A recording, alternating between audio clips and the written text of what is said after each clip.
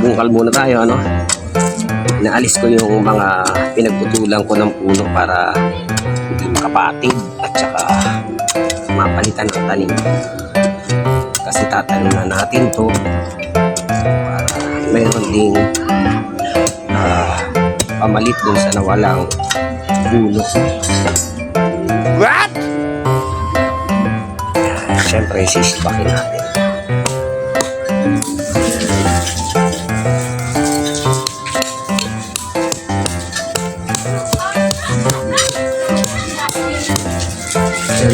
Meron na ako mga tanim dito, no? Meron na akong okra.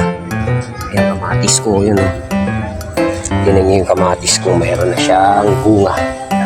Tapos may mga gabi yan, may malunggay. So nilinis ko yung area para mapakinabangan. Wow! Ayan, eto, panibagong ano na naman, kailangan lang talaga ng matyaga ka, no? Ganun din eh. Pag hindi ka wala kang ulo. Kaya dapat talaga matyaga. Walang tiyaga, walang nilaga. So, kailangan kong alisin yung puno ko. May puno kasi ito dito yung ugat. Hinihiwalay ko siya sa ugat.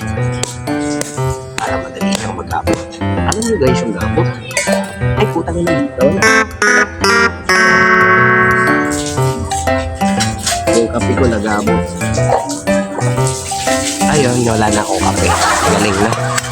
Very nice.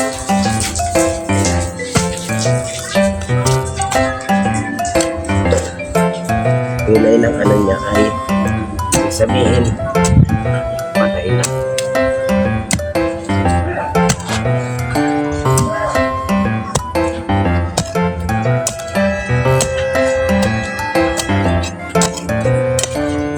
Kasama rin sa exercise ko to, no?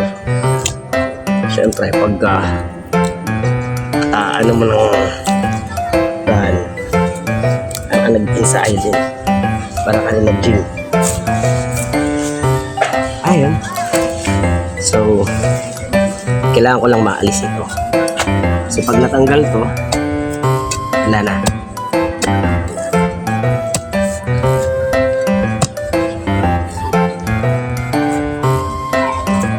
Tanggalin muna natin.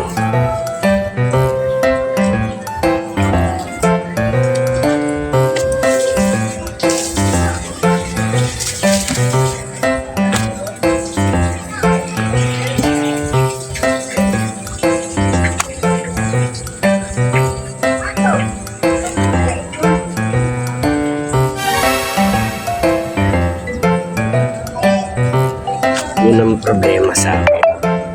Hindi ko natanda ko sa kanilagay. So yun nga. Bye-bye.